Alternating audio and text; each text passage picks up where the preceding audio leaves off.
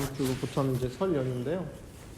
뭐 여기 계신 분들은 귀경길 가실 일은 없고 저는 경상도로 향합니다. 저 또 동료 후배 친한 후배 교무가 경남 사천에 있어요.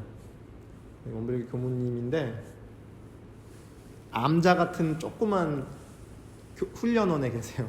혼자 강아지 한 마리랑.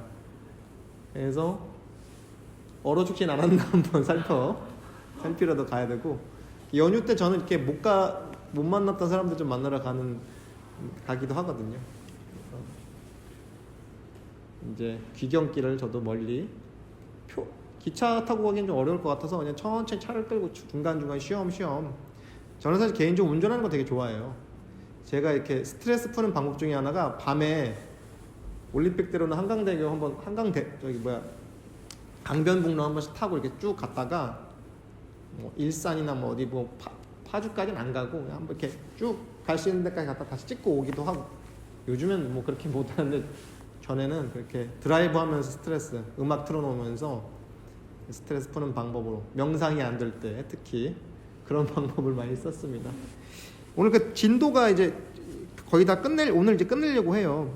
무슨 이제 지난주에 이제 우리가 이때 당시에 조선시대 당시에만 해도, 그러니까 그 이전도 마찬가지예요. 명상하는 사람은 삶을 분리해서 그러니까 속세를 등지고 어디로 들어갔다. 그건 기독교도 마찬가지예요. 중세 시대에 수도사들 같은 사람들도 그냥 속세를 등지는 거잖아요. 처자를 거느리지 않고. 그건 뭐 불교나 사실은 기독교 전통이나 마찬가지거든요. 그건 뭐예요? 삶과 종교 아니면 신앙, 수행 이런 것들은 다 삶과 분리되어 있는 거다. 그러니까 삶은 삶대로 그냥 사는 거고, 세속에서 이런 거에 물들지 않고 나는 그냥 뭐 고고하게 신선처럼 살겠다 하면 진짜 머리 깎고 산으로 가는 거예요. 중세시대 수도사들도 여기를 잘랐어요. 여기만 머리를 이렇게 삭발을 했대요. 그래서 중세시대 기독교 이런 그림 보면 수사들이 요 소갈머리를 밀었어. 되게 웃겨요. 근데 그게 왜 그러냐면 이유가 있어요. 제가 알기로는 그게 이성에게 친근감을 안 주기 위해서. 응. 실제로 특히 남자들이 머리빨 무시 못합니다. 제가 이제 40 중반이 넘어가니까 제 주변에서는 다들 머리숱 걱정해요. 저는 천만다행히 아직 한 번도 머리에 대한 걱정 안 해봤거든요. 머리숱이 뭐 준다거나 아직도 이 새치 한두 가닥 말고는 머리 염색은 아직도 안 해봤어요. 근데 제 주변에는 벌써 염색하고 이제 심한 경우에는 탈모약 먹는 친구들도 있어요.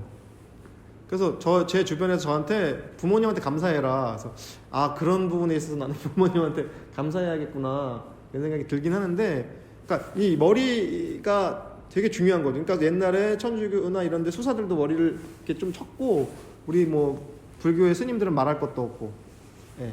세속에 대한 집착을 끊어내기 위해서 사실 부처님이 출가하시면서 머리를 삭발했다는, 그게 원래 힌두교 쪽 전통이에요. 수행자 시절. 근데 이제 그림을 보면은 뭐 추측건데 그때만 자르셨어, 부처님도. 처음에. 그 이후에는 그냥 기르셨어요. 그래서 불상 보면 이 부처님 이렇게 빠마머리 같이 이렇게 뽀글뽀글한 머리가 있어요. 머리를 기른 거라고. 완전히 이렇게 삭발을 한 건 그때 처음 출가했을 때, 성을 나왔을 때 결의를 다지기 위해서 머리를 싹 밀었지, 그 이후에는 뭐 머리를 그냥 이렇게 치렁치렁 기르셨을 가능성이 높습니다. 절에 가서 관세음 보살 이런 불상들 보면요, 다 머리 길러요, 이렇게. 예. 스님이 아니에요. 보살이잖아, 보살. 여기서 말하는 보살은 제가인들이거든. 제가인. 가족, 세속에 있는 사람들. 처자식을 거느리는 사람들. 그래서 우리 절에 가면 저 불상들 보면은 그 관세음 보살이나 이 보살들은 요 보석 장식도 화려한 목걸이도 있고 이 머리도 다 길렀어요. 그 스님들이 아니에요. 중요한 건 머리를 길고 자르고가 중요한 게 아니라는 거예요. 그래서 여기 보면은 그 얘기인 거죠. 그러니까 요즘에 사람들이 선을 너무 어렵게 생각해서 처자가 있어도 못하고 직업을 가지고도 못하고 어디 산속에서나 아니면 분리되어 있는 곳, 꼭 산이 아니더라도 도해지를 벗어나서 한다는데, 제가 지난주에 라오스 얘기했죠. 첩첩산 중에 있지 않고 바로 동네 뒤편에 절이 있어요. 그러니까 어때요? 이 세속 사람들과 빨리 만날 수 있었다는 거죠. 근데 우리가 조선 500년을 지나면서 그 탄압을 받으니까 다 산속으로 도망간 거죠. 그러니까 경주 신라 시대나 뭐 통일 신라 시대 때도 경주라고 하는 도시가 그때 당시에 세계적인 대도시였는데 파면 지금도 동네 한복판에 절터가 나오는 거예요. 지금도 그렇고. 왜? 그냥 우리 지금 여기 교회가 있듯이 동네 한 집 건너 한 집씩 절이 있었고 수행을 했었고 기도를 했었고 연부를 했었다는 거죠. 근데 이게 조선이라고 하는 어떤 격변기를 거치면서 더 분리되어 있는 거예요. 공간적인 분리가, 그리고 정신적으로도 분리되어 있는 거예요. 그리고 어때요? 너와 나는 달라. 나는 명상하는 사람, 수행하는 사람, 너는 세속, 천한, 뭐 이런 거. 그러니까 이 조금 표현이 좀 위험하긴 한데, 뭐 제가 뭐 이렇게 아는 지인, 불교 쪽 지인들 만나면은 뭐 이렇게 극단적인 여성 혐오 또는 남성 혐오도 마찬가지예요. 네. 성적으로도 이렇게 분리해야 된다. 이게 되게 큰 거죠. 근데 명상이라고 하는 건 거기에 관련 없는 거죠. 만일 무정물과 같은 선을 닦을진데 이것은 성품을 단련하는 선 공부가 아니요 무용한 병신을 만드는 일이라. 그러므로 시끄러운 데에 처해도 마음이 요란하지 아니하고 욕심 경계를 당하여도 마음이 동하지 아니하여야 이것이 참 선이요 참 정이니 고요하다. 다시 이 무시선의 강령을 들어 말하면 다 아래와 같나니라. 육근이 무사하면 잡념을 제거하고 일심을 양성하며 육근이 유사하면 불의를 제거하고 정의를 양성하라 하면서 오늘 끝나요. 이 법문이 끝나는데 이게 단어가 고유한 종교적 단어라서 그렇죠. 그냥 풀어서 얘기하면 그거예요. 무정물이 뭐냐?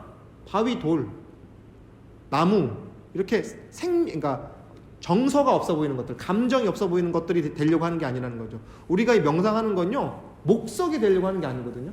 우리는 피가 돌고 감정이 이런 어떤 이 감흥 작용이 있는 거죠. 이거를 듣죠? 바위 옆에 가서 백날 천날 죽비를 쳐봐요. 근데 우리가 좌불이 되는 게 앉아있는 연습을 하는 게 아니라는 거예요. 이 명상을 한다는 거, 좌선을 한다는 건요, 앉아있기 연습을 하는 게 아니라는 거죠. 앉아있는 거는 제가 그래서 전에도 그런 말을 많이 해요. 앉아있는 거는 절에 가면은 저 불상이 훨씬 더 잘 앉아있다고. 24시간 365일 해가 뜨나 지나 변함없이 잘 앉아있어요. 근데 우리가 불상하는 연습하는 거 아니잖아요. 앉아있기 연습하는 거 아니거든요. 그래서 간혹가다 뭐 오래 앉아서 명상을 한다. 그걸로 어떤 측정을 하고 뭐 특정한 다리 모양을 뭐 결과부자를 하면 명상에 잘 된다. 이렇게 주장하는 그런 분들도 있거든요. 결과부자가 아니면 명상이 아니다. 근데 어떤 특정한 자세에 있는 게 아니라는 거예요. 명상의 기본 태도는, 애티튜드는요, 개방적이고 열려있는 거거든요. 아까 그래서 제가 떼제에 갔더니 어떤 자는 다리를 그냥 쭉 뻗고 진짜 저게 무슨 명상인지 기도인지 그냥 다리를 쭉 뻗고 앉아있더라. 의자에 기대고. 어떤 사람은 우리가 흔히 보듯이 무릎을 꿇고 간절하게 손을 모으면서 뭔가를 하는 사람이 있고, 어떤 사람은 그냥 가부좌를 틀고 명상을, 진짜 말 그대로 기독교 수도원인데 그냥 누구도 제재하지 않고 자유롭게 뭐 소란하지만 않으면, 옆에 사람을 방해하지만 않으면 누구나 자연스럽게 거기서 하나님의 사랑을, 하나님의 임재하심, 하나님이 나와 함께 한다는 걸 느끼는 거거든요. 기독교식으로 얘기하면 아무도 누구도 제재하지 않아. 왜? 명상이라고 하는 거, 기도라고 하는 거는 자세에 달려있지 않는 겁니다. 물론 허리를 꼿꼿이 하고 뭐 가슴에 힘을 빼고 뭐 목을 당기고 이런 기본적인 자세는 중요하죠. 그래야 오래 할 수 있으니까. 근데 거기에도 매이지 않는 거예요. 그래서 이거는 목석을 만드는 게 아니란 말이에요. 만약에 그렇게 무정물이 되고 싶으면, 목석이 되고 싶으면요, 그거는 무용한 병신이라고. 여기 좀 표현이 세죠. 무용한 병신, 쓸모없는 병든 몸이다. 실제로 그래서 저기 산승들, 산에서 돛 닦는 수행자들 중에 무릎, 허리 고장 안 난 사람이 없어요. 실제로 이 가부좌 자세는요, 이 인체공학적으로 되게 안 좋은 자세예요. 실제로 하지 말라고 그래. 우리 한국 사람들 양반다리로 앉는 거 실제로 이 무릎이나 이런 허리 건강에 좋은 자세는 아니에요. 사실은. 그래서 무릎 같은 거 명상하고 나서 무릎이나 허리 같은 거 잘 풀어줘야 돼요. 사실은. 그래서 저는 개인적으로 후배들이나 누가 질문할 때 그 좌선하는 만큼 몸을 푸는 어떤 뭐 요가든 기공 같은 걸 꼭 해야 된다. 겸진을 해야 된다. 같이 두 개 동시에 해라. 그리고 저 남방의 미얀마 같은데 위파사나 하면은 1시간 저선하면 1시간 행선 걷는 거. 시팅 메디테이션 1시간이면 워킹 메디테이션 1시간이면 몸을 푸는 거죠. 걸으면서. 그리고 몸을 관찰하고 그런 시간들을 갖게 되는데 그런 거 없이 그냥 정말 속된 말로 무대뽀로 앉아 있으면 몸 망가지는 거죠. 그래서 그 선생들 중에 실제로 무릎 뭐 허리 망가지고 뭐 어깨 망가지고 많아요. 몸을 안 풀어서 그런 거 잘 또 그냥 앉아 있으면 이게 재밌어서 그냥 안 일어나고 싶어. 명상이 이렇게 앉아서 좌선하는 게 좀 재미가 있어질 때는요 일어나기 싫을 때 있어요. 이대로 계속 쭉 뭐 1시간이고 2시간이고. 근데 그렇게 어떤 뭐 탄력을 받을 때는 그렇게 할 수 있지만 그만큼의 내 몸에 과부하가 걸리기 때문에 몸을 풀어주는 게 되게 중요합니다. 이거는 성품 단련이랑 상관없어요. 오래 앉아있는 거는. 예. 오래 앉아있는 연습하는 게 아니니까 요즘에 멍 때리기 대회 같은 것도 하잖아요. 그건 명상 아니에요. 쉽게 말해서. 물론 좋은 휴식이에요. 정신적인 휴식. 이게 디폴트 모드 네트워크. 쉽게 말해서 뇌의 그 뇌를 쉬게 하는 과정이거든요. 요즘에 명상계나 뇌과학에서 디폴트 모드 네트워크 DMN이라고 해가지고 줄여가지고 디폴트 모드 네트워크라는 것이 좀 핫한 이슈인데 뇌를 쉬어주는 거예요. 말 그대로 전원을 컴퓨터 그 전원 대기하는 거 있죠. 네, 그러면서 컴퓨터 쉬잖아요. 그런 일종의 쉽게 그냥 좀 러프하게 얘기하면요, 우리 이 명상이란 그 정도 멍 때리기 정도는 우리 뇌를 쉬게 하는 정도니까 그 정도는 효과가 있는 거죠. 뭐 근데 그건 이제 명상은 아니에요. 마인드풀리스는 아니에요. 멍 때리는 거는 마인드풀리스는 아니에요. 마인드풀리스니스죠. 마음 챙김을 놓친 상태. 멍 때리는 건 그래서 전통적인 선 용어로 하면요, 성성적적 중에서 적적하기만 한 거예요. 반짝반짝 빛나는 게 아니라. 성성적적 이런 표현이 있거든. 선가의 용어 중에. 성은 밤하늘의 별처럼 초롱초롱하게 깨어있는 거. 마인드풀리스, 알아차림, 또 어웨어니스 된 상태. 근데 적적한 건 뭐예요? 외부의 경계가 벗어나서 밤하늘처럼 고요하고 그러니까 아주 정말 고요한 상태. 이 두 가지가 겸진돼야 되거든요. 근데 여기 보면은 이 두 가지가 다 필요하다는 얘기예요. 저는 아까도 들어오는데 밖에 보니까 뭐 행사 같은 걸 준비하느라고 수레도 끌고 다니고 막 카트도 끌고 다니고 막 시끄럽더라고요. 제가 속으로 잘 됐다. 소리 들었어요? 막 뭐 문 닫는 소리, 사람들 왔다 갔다 하는 소리, 그게 들려야 돼요. 근데 뭐예요? 후속 감정이 일어나지 않는 거죠. 아, 들리는구나. 소리가 들리는구나. 왜 내가 명상하는데 교양 없이 저렇게 해가 따라 붙지 않는 거야. 네, 있는 그대로 보니까 소리는 소리대로 그대로 들려요. 근데 거기에 대응하는 감정이 올라오지 않는 거죠. 올라와도 상관없어요. 올라오면 올라오는구나 보면 되니까, 아, 내가 지금 이런 마음이 들었구나. 시끄럽다고 하는 싫은 마음이 일어났구나. 그걸 알아차는 거야. 마인드풀리스가 되니까, 어웨어니스가 되니까. 그런데 우리는 어디 조각상 돌로 만든 불상을 되기 위해서 하는 게 아니라고요. 지금 그런 과정이 바로 성품을 단련하는 공부예요. 시끄러우면 시끄러운 대로, 고요하면 고요한 대로 피하지 않는 거, 그대로 직면하는 거, 맞닥뜨리는 거, 도피하지 않는 거, 우회하지 않는 거. 예. 그걸 하려고 명상을 하는 거지, 잘 앉아있는 연습을 하기 위해서 명상하는 거 아니다. 그래서 시끄러운 데 처해도 마음이 요란하지 않아. 시끄러워도 상관없어요. 물론 그러니까 요가를 하셔서 알겠지만 처음에는 좋은 강사한테 좋은 공간에서 좋게 수업을 들어야겠죠. 그런데 능수능란해지면 어때요? 내 집에서도 하는 거야. 내 집 거실에서, 내 방에서 하는 거예요.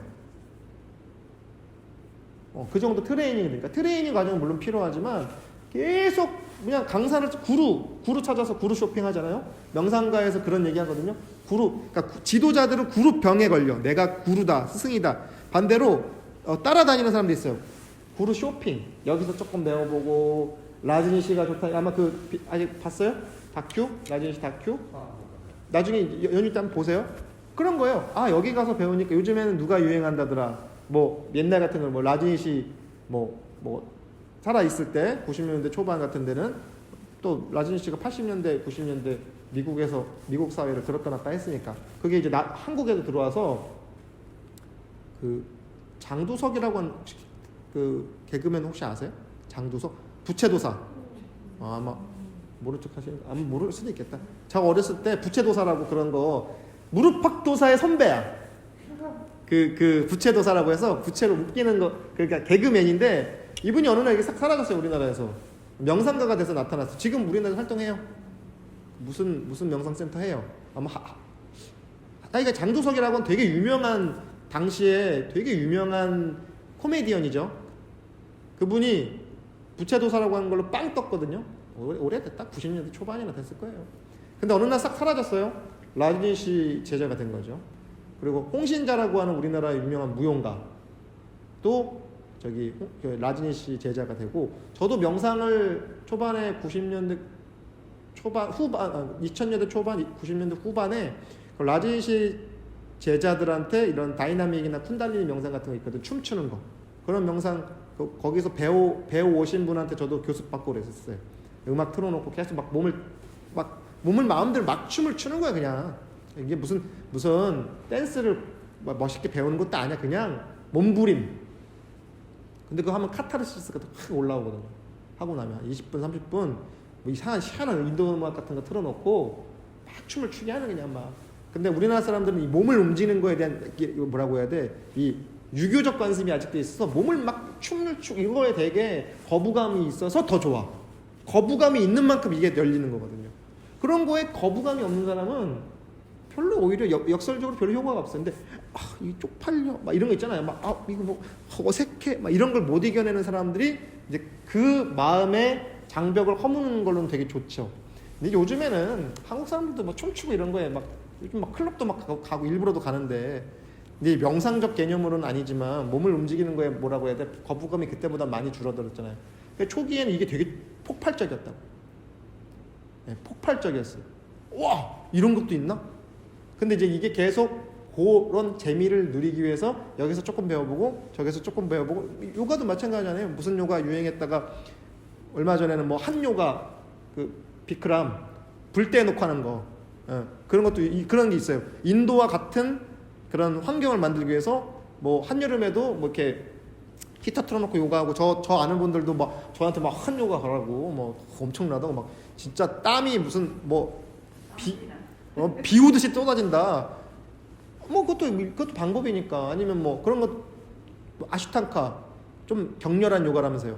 이래서 그게 또 유행이 있잖아요. 저희들도 태국권 이런 무술계도 뭐 무슨 권법 명춘권 뭐 했다가 뭐 무슨 홍각권 했다가 태국권이 뭐 짱이다 뭐 아니면 무슨 권법이 짱이야 아니야 중국 무술 다 필요 없어 이제는 이종격 특이야 이게 돌고 하는 게 있거든요. 그러니까 명상계도 마찬가지로 이 스승 찾아갔다가 저 스승 찾아갔다가 어때요? 계속 쇼핑 다녀요. 그래서 구루 쇼핑이라고 그래. 그거를 신조어로 명상계 신조어가 구루를 쇼핑하러 다니는 거예요. 마치 우리가 그 백화점 가가지고 이 매장 저 매장을 둘러다니듯이. 그러니까 어때요? 결국 나의 성품은 단련되지 않아.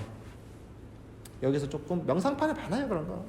여기 누구한테 가서 조금 배우고 만족 못하니까 좀 더 꼬투리 어디 누군지도 요즘 이 순간 지금 이 시기에도 어딘가는 그렇게 구루를 중심으로 해서 또 가서 배우고 다니고 또 모여서 세력을 만들고 약간의 컬트 조직처럼 소규모로 뭐 10명, 20명 정도 모여서 이제 한국의 문제는 그래서 제가 그런 신비주의 소 집단이 자기들끼리 안에서 폐쇄적으로 운영되는 그런 것들에 대해서 좀 조심스럽게 보는 게 그래서 이게 양지로 끌어올려야 된다.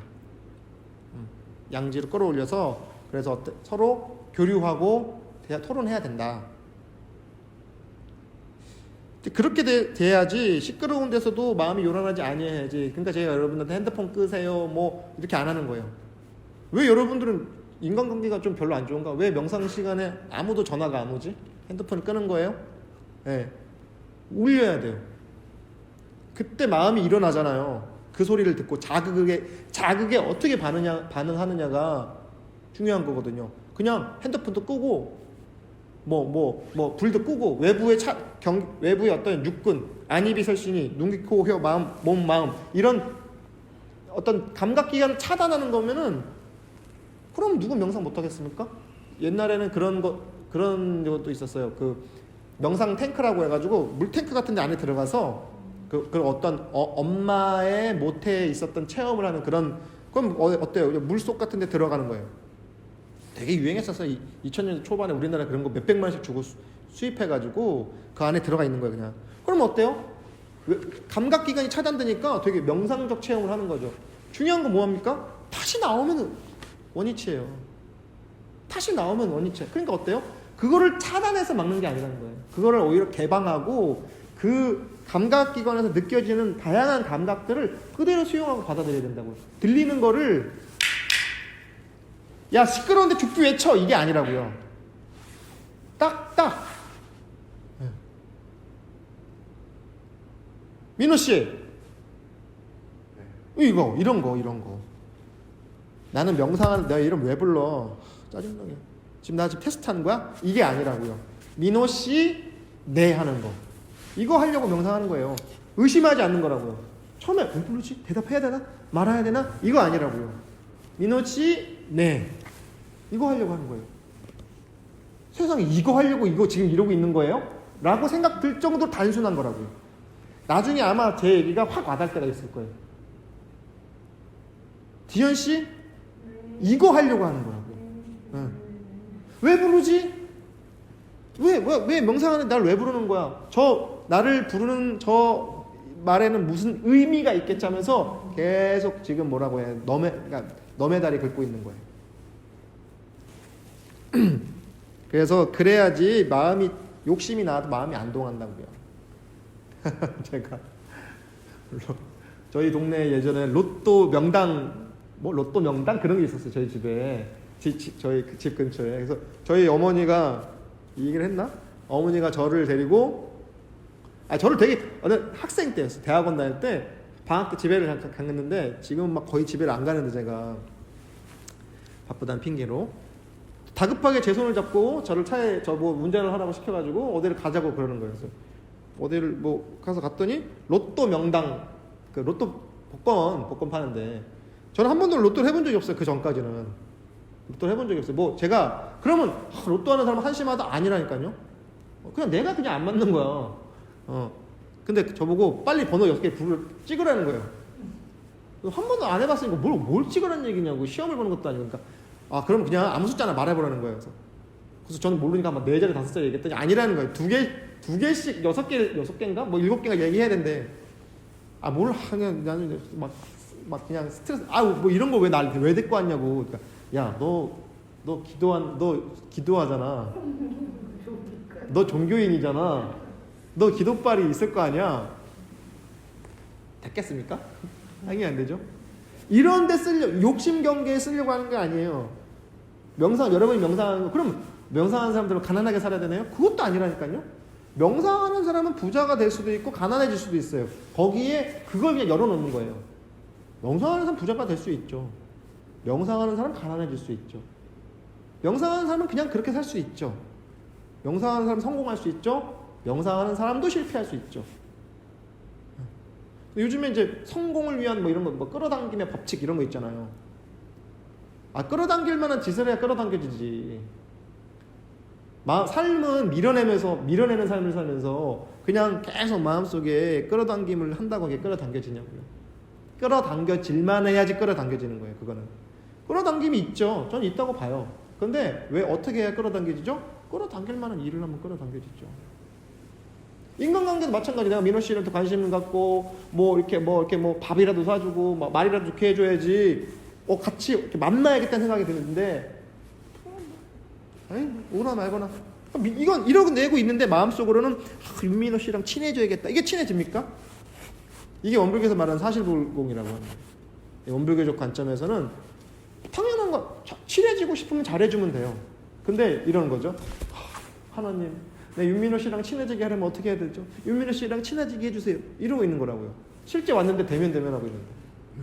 실제 여기 옆에 있는데 대면하는데 기도는 열심히 하나님 친해지게 해주세요. 뭐 좋은 관계가 되게 인간관계를 맺게 해주십시오. 이러고 있는 거라고요. 제 아는 지인이 노총각인데 연애를 아직도 못하고 있어요. 근데 계속 어떻게 하면 연애를 할 수 있는가, 뭐 할 수 있는가 제가 그랬어요. 집 밖으로 나가세요. 컴퓨터 그만 보고 나가세요. 어디를 가든 뭐 모임을 만들든 뭐 사교 모임을 가든 뭐 어디 뭐 동아리를 활동을 하든 하다못해 산악회라도 나가서 사람을 만나야지 연애를 하지. 그러고 가만히 있어 어떻게 하면 연애를 하고 책으로 뭐 어떻게 하면 조언을 해달라 나가야 돼요. 그냥 이제 선생님 이제 그만 컴퓨터 그만 노트북 접고 빨리 문 밖으로 나가세요. 이 명상 마찬가지예요. 들리는 소리, 만나는 인간, 대하는 일 여기서 결정 나는 거라고요. 제가 오후에 뭐 누구를 만나러 국회를 가야 되는데 만약에 이 과거의 관점이면 나는 수행자인데 무슨 그런 정치하는 그런 정치인들 다 사기꾼들이고 저기들 상종도 하지 말아야지 이렇게 했을 거라고요. 근데 어때요? 그것조차 그대로 수용하면서 일을 한다니까요. 그러니까 역설적으로 명상을 잘하면 일을 잘할 수밖에 없어요. 사실은 에고의 장벽이 옅어지니까 다른 사람한테 내 자리를 내줄 수가 있는 거예요. 다른 사람한테 내 자리를 이렇게 양보를 해줘서 옆에 앉으라고 한다고요. 불교의 화두 중에 그 영산회상에서 부처님 설법을 하는데 분반좌 자리를 반을 내줬다 이런 법문이 그 화두가 있어요. 화두 중에 부처님이 설법하는데 가섭존자한테 자리를 반 내주고 여와서 앉으라고. 근데 사람들이 저게 갑자기 무슨 퍼포먼스인가 한단 말이에요. 분반좌 자리를 반을 내줬다고. 그 얘기예요. 저는 그렇게 해석해요. 내 안에 누구한테 자리를 내 마음속에 남이 와서 앉을 수 있는 자리를 얼만큼 확보하고 있냐고요. 근데 내 안에 내가 꽉 차 있어서 다른 사람이 반을 하나 못 들어와. 명상을 10년, 20년, 30년 하면 뭐래요? 타인한테 반을 하나 꽂을 자리를 못 내주는데. 그러니까 어때요? 부처님 같은 어른이 자리를 반을 딱 양보해 주는 거죠. 반만 양보해 주겠어요? 100% 다 양보할 수도 있죠. 에고가 사라지는데. 저는 그렇게 해석합니다. 그러니까 제가 여러분들한테 제 자리를 반을 내줄 수 있어야죠. 그런데 와서 그냥 어디 하늘에 대고 빌기만 한다고 그 자리가 양보가 되겠습니까? 직접 공을 들여야지 그 사람한테. 그래서 불공이라는 게 엄불교에서 불공은 저 사람이 부처님이니까 공 드리는 거예요. 어디 금으로 만든 부처님, 어디 저기 팔공산 갓바위에 있는 그 부처님이 아니라 여기 옆에 부처님, 이 앞에 있는 부처님들한테 자리를 내주는 거예요. 여기 앉으세요. 그리고 불공을 하는, 우리 절에 가서 불공하는 게 아니라고요. 이 관점이면 절에 가서 불공하는 게 아니라 맛있는 거 사주고 뭐 안부 물어보고 아유 잘 지냈어요? 뭐 명절 잘 보냈어요? 이게 불공이라고요. 근데 무정물인 저희 불상은 물론 그게 하찮다는 게 아니라 우리가 그거 하려고 하는 거 아니거든. 그것처럼 앉아있는 연습하려고 되는 거 아니거든.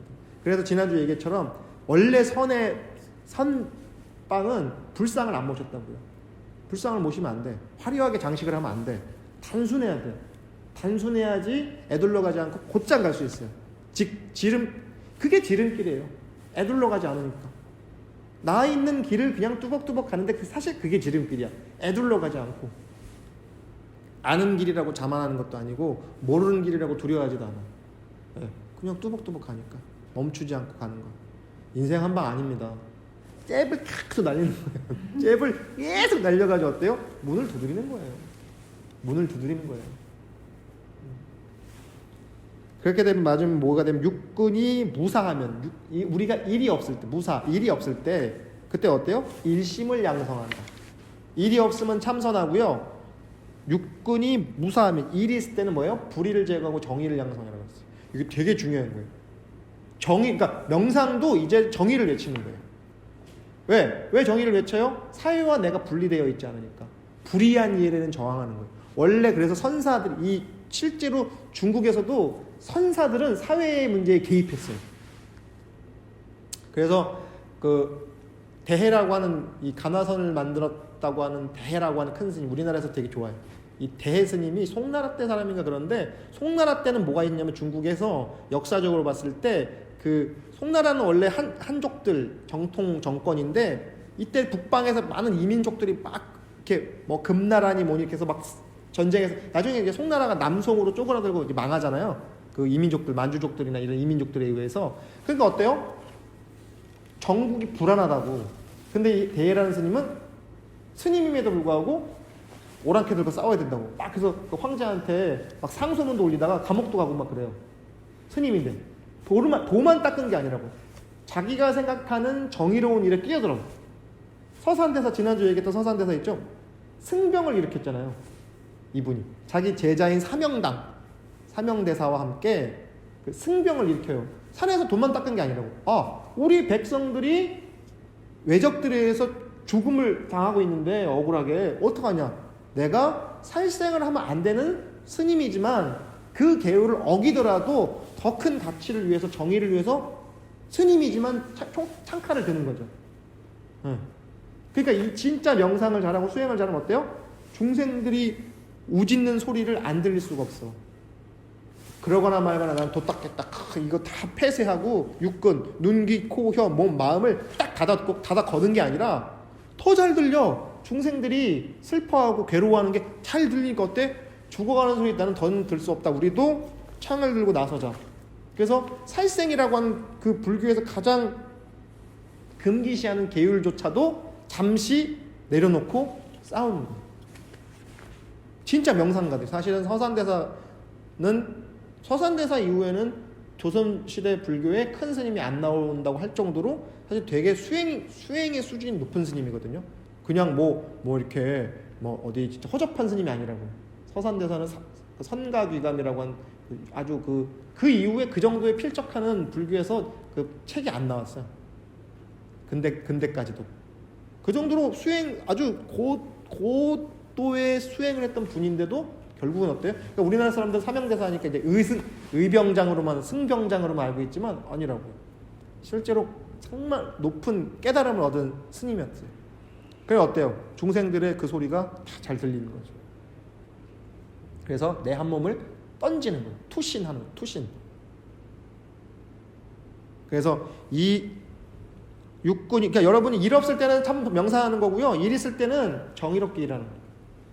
이 무시선법의 최종 그 결론은 일이 없을 때는 마음을 닫고 일이 있을 때는 그 닦은 마음을 잘 활용하는 거예요. 명상한 10년, 20년, 30년 하면 뭐랍니까? 사리분별도 안 되고 무슨 말을 하면 알아듣지도 못하고 공감도 못하고 꼰대. 이게 생물학적 꼰대가 아니에요. 요즘에 점꼰 있죠. 점꼰. 젊은 꼰대. 처음 들었어요? 젊은 꼰대라는 용어가 있어요. 생각이 굳어지니까 꼰대가 되는 거예요. 생물학적 나이가 들어서 꼰대가 아니라 생물학적 나이가 젊으면 뭐합니까? 생각이 편협하고 고정되어 있는데. 그래서 명상, 제가 누누이 말씀드리겠지만 저 사람이 명상을 진짜 잘하냐 못하냐는 건요, 새로운 지식이나 경험에 얼마큼 열려있냐. 조금 이것도 문제의 소지가 있겠지만 나와 다른 사람들 얼마나 수용할 수 있냐. 외국인들, 성소수자, 난민들, 이런 것들 있잖아요. 낯선 것들을 얼마큼 받아들일 수 있냐. 이게 그 사람 명상 잘했냐 못했냐예요. 저는 그게 오래 앉아있느냐는 아무 상관없어. 새로운 걸 다 봤을 때 얼만큼 수용할 수 있고 거기다 얼만큼 접촉할 수 있냐. 이건 찬반의 문제가 아니거든요. 예를 들어서 성소수자 문제가 어떻게 찬반이에요? 그 사람 정체성인데? 그러잖아요. 그러니까 나는 예를 들어서 저는 이성애적 정체성을 갖고 있다고 해서 상대방이 다르다고 해서 비난할 수는 없어요. 내가 안 그런 것뿐이야.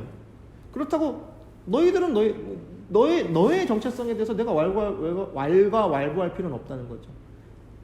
그래서 명상하는 사람들에서 깨어있어요. 정신이 깨어있어요. 잘 수용적이고 개방적이에요. 그리고 역설적으로 그런 사람들이 모였을 때 나라가 성공합니다. 그러니까 우리가 한반도라고 하는 이 땅에 살았을 때 가장 오픈 개방된 게 오히려 삼국시대나 고려시대였거든요. 삼국시대 고려시대는 정말 개방된, 그때 기록들 보면 엄청 개방돼 있어요. 인간관계뿐만 아니라 실제로 우리나라 사신들이 막 저기 어디야 막 아랍까지도 갔다 왔고, 신라시대, 삼국시대 사신들이 저 아랍 막 이런 데도 가서 사람 만나고. 근데 이게 점점 쪼그라들거든요. 공간적으로도 쪼그라드는 게 아니라 왜 쪼그라듭니까? 반도라는 게 얼마나 개방되어 있는 곳인데요. 이 반도라고 하는 지형은요, 바다로도 갈 수 있고 대륙으로도 연결이 되어 있으니까 상당히 개방적인 지형인데, 우리가 조선시대 500년을 겪으면서 저는 조선시대 500년이 역설적으로 그 조선의 500년의 과보가 그 결과물이 일제 식민 통치를 받은 36년인가요? 그거다. 그렇게 결국 쪼그라들어서 나중에는 그냥 중국만 쳐다보고 있는 거야. 중국이 다 해결해 주겠지. 대국이 다 해결해 주겠지. 형님이 다 해결해 주겠지. 천자가 다 해결해 주겠지 하면서 어때요? 그러니까 어때요? 이리 흔들리고 저리 흔들리고. 그 나라의 국민들의 정신이 개방될 때 그 나라가 성공합니다. 역설적으로. 저는 젊은 후배들한테 외국 나가 살라고 그래요. 외국도 자주 나가고 아예 살 수 있으면 나가 살아라고. 젊은 청년들한테도. 그러니까 나는 민호 씨나 이런 분들 보면은 이 개방되어 있는 이런 말을 듣는 것도 웃기죠. 자기는 이미 그렇게 생각하고 살고 있는데. 근데 점권들이 있는 게 왜 그래요? 지금 21세기 한국 사회는 섬나라잖아요. 동서남이 바다로 둘러싸여 있고, 북한도 사실 말이 좋아 북한은 바다잖아요. 어떻게 가? 못 가보잖아요. 우리는 지금 쪼그라든 섬나라예요. 그러니까 이 젊은 친구들도 사상적으로나 개방되고 열려야 되는데 어때? 서로 그 알량한 섬나라 안에서 조그만 이익을 위해 서로 경쟁하고 싸워야 되고, 그러니까 안 됐죠. 그래서 삼국시대까지 갈 것도 없습니다. 이 일제시대 때 이런 기록들 보면 우리나라 독립투사들 어때요? 스케일이 다르잖아요. 만주로 가고 소련으로 가고, 기차 타고. 어디서? 용산역에서 기차 타고 만주 가는 거야 그냥. 수틀리면은. 스케일이 다르잖아요 이게. 그때가 좋았다는 게 아니에요.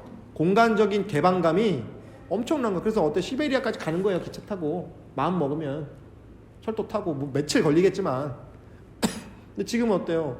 못 가. 개성이 뭐야. 이제 개성공단 이런 것도 다 사라졌잖아요. 근데 명상을 통해서 그런 개방감을 확보하고 나서야만이, 정신적인 개방감을 확보해야만이 공간적인 개방과 물질적인 개방까지 성공을 할 수 있어요. 그게 개방되지 않으면은 물질적으로 아무리 정신적 그러니까 공간적으로 그게 담보가 되어 있지 않으면 공간이 아무리 열려 있으면 뭐래요? 못 벗어나죠. 마치 코끼리 길들일 때, 코끼리 처음에 길들일 때 그렇게 한다잖아요. 새끼 코끼리를 이제 그 다리에다가 그걸 차가지고 말뚝에다 메어 놓는데요. 그래서 이 멀리 못 가게 요 반경 안으로만 돌게. 나중에 어때요? 다 커도 그 족쇄를 풀어줘도 못 벗어난대요. 기둥 이율 가보지 못했으니까. 우리가 지금 그런 거. 나는 그래서 우리 후배 세대들은 그냥 외국도 많이 나가고, 외국 가서 막 그냥 막 국제 결혼도 막 하고 할 수 있어. 아니 일부러 그렇게 할 거 하지는, 일부러 뭐 그렇게 하는 건 아닌데 뭐 그런 거에 대한, 지금은 그런 게 많이 줄었잖아요. 국제 결혼에 대한. 옛날에는 이런 표현은 진짜 나쁜 표현인데 막 깜둥이 막 이렇게 했잖아요. 뭐 튀기 아세요? 튀기라는 표현 아세요? 혼혈도 아니야. 혼혈도 아니고 튀기라고 그랬었어. 저 어렸을 때. 그 혼혈 친구들 하프 뭐 막 표현이 막 되게 되게 진짜 폭력적인 표현 많이 썼다고요. 지금 그런 표현 썼으면 매장당합니다. 몰라, 튀었다는 얘기인가 모르겠어. 확실히 모르겠는데 약간 튀었다는 얘기인지 모르겠는데 저 어렸을 땐 튀기라고 불렀었어요. 그게 바뀐 지가 그렇게 오래되지 않았어요. 근데 여기 보면은 유튜브에 가끔 옛날 드라마들 그렇게 컷 나오면 왜 남자들 여자 뺨 팍 때리고 있어. 그 드라마에서 남자들이 여자들 뺨 때리는 게 나와요. 지금 그랬으면 그 폐지됩니다, 그 드라마. 근데 옛날에는 그런 터프가이라고 해가지고 뭐 여자들 함부로 막 손잡고 끌고 가고 막 뭐 내가 뭐 사랑하면 안 되겠냐고 무서워. 지금 그랬으면 구속돼요. 급격하게 바뀌는 거죠, 한국 사회도 정신적으로. 근데 긍정적인 변화예요, 사실은. 그러니까 그 행간에 이런 뭔가 이게 트러블도 있겠지만 큰 발전 범위로 봤을 때는 뭐 사실은 긍정적인. 옛날에 공무원이나 이런 사람들 얼마나 불친절했는데요. 지금은 바로 민원 넣으면 깨갱해요. 공무원들. 옛날에 완전 그 갑질하잖아요, 말 그대로.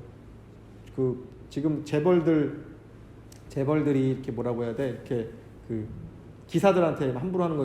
옛날에는 그 뭐 진짜 뭐 조선시대 때나 이럴 때 반상의 차별이 있었을 때 오죽했겠어요? 사람으로 취급도 안 했겠죠? 근데 지금 그럼 다 이걸로 녹음해가지고 바로 진짜 망신해 줄 수 있는 거 아닙니까? 처벌도 받게 하고. 그러니까 뭐 옛날에 무슨 제약회사 사장도 막 그런 식으로 해다가 한번 경을 쳤잖아요. 그렇게 사람들의 인권이 발달하는 거죠. 근데 이제 이게 제도적으로 발달하는 데 한계가 있습니다. 이제 이쯤 되면 영적인 부분까지 가야 돼요. 정신적인 영적인 부분까지 가야 돼요. 그래서 시대를 바꾸는 건 사실 명상가들이에요. 지금 이 시대의 한국 사회를 마지막까지 끌어올릴 수 있는 건 경제력도 아니고, 이게 경제는 다 했어요. 그러니까 경제가 발달한다는 건 이제 우리나라가 적어도 글로벌 스탠다드를 쫓아갈 수 있다는 거죠. 문화적인 측면도 그렇고. 문화적인 측면은 오히려 막 탑이잖아요. 뭐 세계 한 5손가락 들어간다더만요. 문화적 영향력이. 요즘에 한국어 교사들이 그렇게 뜬답니다. 한국어 교사. 외국인을 상대로 한국어를 가르칠 수 있는 그 교사, 이런 게 되게 유망하대요. 외국 같은 데 나가면. 그 태권도가 우리나라에서 많이, 그러니까 태권도라는 거를 우리나라에서 많이 안 하는데 외국에서 많이 하잖아요. 유럽, 아랍, 이런 중국 이런 데. 중국도 태권도 엄청 많이 하거든요. 그러니까 한국의 태권도 지도자들이 외국어 조금만 되면은 나가서 가르칠 수 있다는 거예요. 네. 제 후배 여자 교무님인데 태권도 5단인가 그렇거든요. 지금 캄보디아 가가지고 국가대표도 키우고 그래요. 엄불교 교당하면서 클럽을 만들어서 동아리를 만든 거, 동네에. 얘들이 막 그 지역 대표도 나가고 대회도 나가서 막 메달도 휩쓸고 오고 하니까 어때요? 지원을 또 이렇게 받아가지고 캄보디아의 태권도계에서 큰 역할을 하는 거예요. 그 클럽이. 근데 그렇게 발달할 수 있는 건 다 발달했는데 뭐야? 나중에 영적인, 스피리추얼한 부분. 영성. 네. 이 부분까지가 한국이 그런 의미에서 되게 천박한 나라거든요. 그런 의미에서. 그런 가치를 아직은 경시하잖아요. 근데 다행인 거는 최근에 이런 종교와 상관없이 종교인은 아니지만 영성적인 사람들이라고 영어 표현 spirituality but not religion 뭐 이런 표현이 있더라고요. 영적이긴 한데 종교인은 아니야. 그러니까 종교에 상관없이 영적인 생활을 추구할 수 있다고요. 여러분 같은 사람들 특정 종교에 소속되어 있지 않지만 명상하잖아요, 매주. 그리고 명상에 관련된 일을 하고 싶어 하잖아요. 요가도 사실 그 범주고요. 예. 그런 사람들이 점점 늘고 있는 건 상당히 고무적인 거죠. 저나 여러분 같은, 이건 나이랑은 상관없어요. 그리고 종교를 믿더라도 추구할 수 있는 거니까. 그러니까 나는 기독교인이지만 영성적인 기독교인들이 요즘 늘고 있거든요. 그게 배타적이고 예수님 안 믿으면 지옥 가고 이런 편협한 게 아니라, 예수님은 사랑을, 모든 계명을 다 없애고 사랑 하나만 두신 분인데 어떻게 하나님이 자기 안 믿는다고 지옥을 보내. 그런 사고가 너무, 그러니까 중세적 사고잖아요. 아니, 어떤 아버지가, 어떤 부모가 자기 안 믿는다고 자식을 지옥을 보내. 영원한 형별에 처하잖아요. 무저갱이라고 해서, 밑바닥이 없는 지옥으로 떨어뜨린다는, 무저갱이라는 표현이 계속 지옥으로 떨어지는데 이 바닥이 없어. 저 바닥이 없이 무한한 수렁텅이로 나락으로 빠지는, 나락으로. 나락 가는 거예요, 말 그대로. 그런, 너무 이게 무슨 하나님이야, 악마지. 그게 오히려 그런 하나님이 아니라는 거죠. 우리가 아는 하나님은 자기들의 수준에서 보는 하나님이었다는 거죠. 근데 영성적인 기독교인들은 어때요? 진짜 사랑의 하나님이지. 그러니까 언제고 나를 받아줄 수 있는 준비가 되어 있는 하나님이잖아요. 그러지 않겠습니까? 그러니까 돌아온 탕자란 비유가 있잖아요. 다른 객지에서 나쁜 짓을 하고 들어와도 집에 오면 따뜻하게 손잡아주고 어서 와라 하는 부모님 같은 하나님이지, 너 나 안 믿어? 넌 지옥이야. 이런 복수하고 저주하는 하나님은, 그게 하나님입니까? 악마지.